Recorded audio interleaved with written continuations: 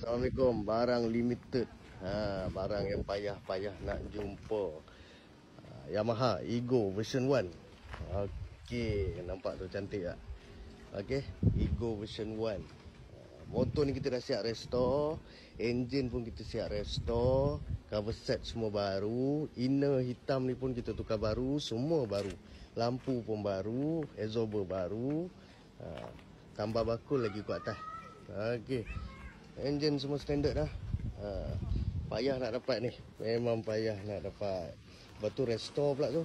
Dah siap buat lagi. Nampak meter pun berkilat. Semua restore. Okey, jom kita dengar dia punya engine.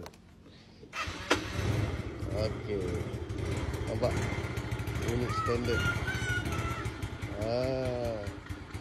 Ini susah nak jumpa ni. So, yang mana berminat nak buat koleksi, masih mencari model-model kecil macam ini, boleh Roger.